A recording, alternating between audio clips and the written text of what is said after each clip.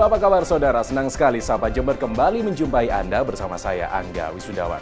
Saudara, pelaksanaan pemilihan kepala daerah atau pilkada serentak tahun 2020 ini tentu akan berbeda dengan tahun-tahun sebelumnya. Ada bayang-bayang pandemi COVID-19 yang harus diantisipasi. Jangan sampai ajang demokrasi 5 tahunan ini justru menjadi ancaman bagi kesehatan dan hak hidup masyarakat.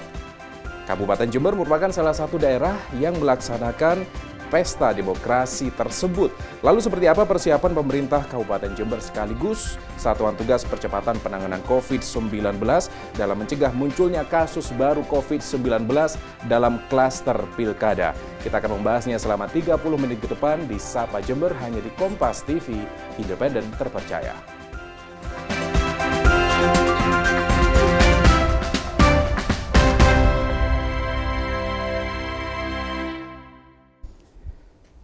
Nah, saudara, untuk membahas persiapan pemerintah dalam mewujudkan pilkada tangguh COVID-19 telah hadir di studio Kompas TV Jember pelaksana tugas Bupati Jember Bapak Abdul Mukid Arif. Terima kasih Bapak sudah hadir di Kompas TV Jember. Terima kasih. Assalamualaikum warahmatullahi wabarakatuh. Waalaikumsalam warahmatullahi wabarakatuh. Pak Mukid, sempat muncul desakan agar pilkada ini ditunda karena masih banyak pasangan calon dan pendukungnya di sejumlah daerah yang abai dengan protokol kesehatan hingga muncul kasus pasangan calon bahkan KPU yang positif COVID-19.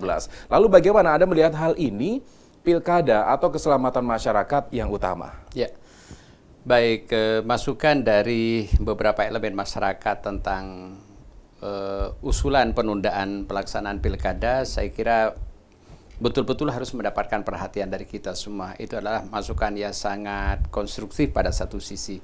Hanya saja persoalannya kita juga tidak tahu wabah COVID-19 ini kapan akan berakhir.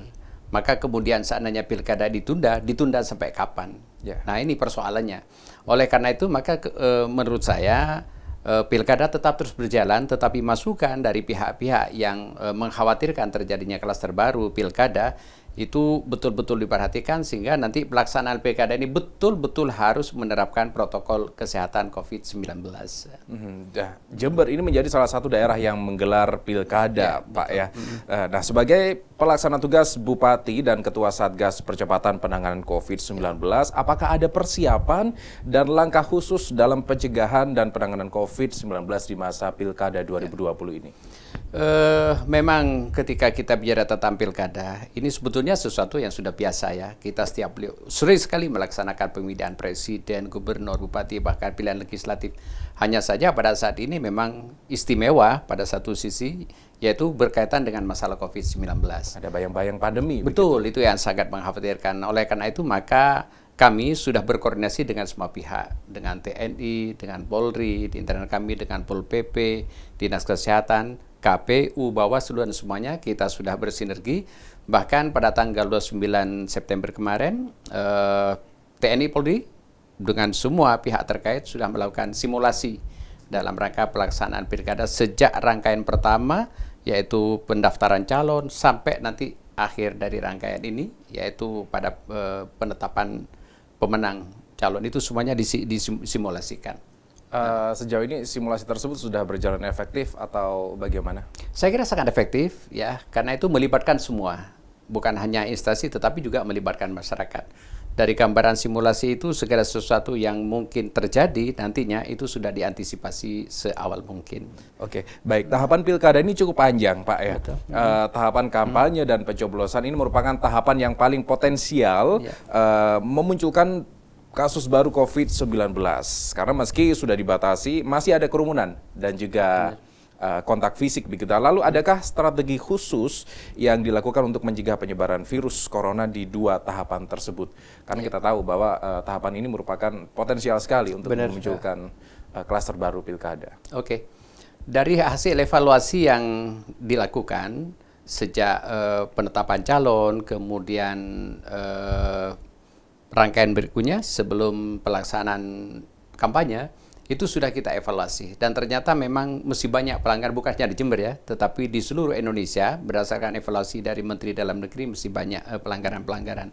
Nah, dari hasil evaluasi itulah maka kemudian kita melakukan langkah-langkah kepada paslon, kepada masyarakat, khususnya kepada paslon, sebetulnya sangat-sangat diharapkan ini untuk, kalau menurut istilah saya, mencintai masyarakat. Masyarakat jangan sampai terpapar COVID hanya karena pelaksanaan kampanye dan sebagainya. Alangkah lebih bagus sebetulnya seandainya paslon ini menggunakan IT.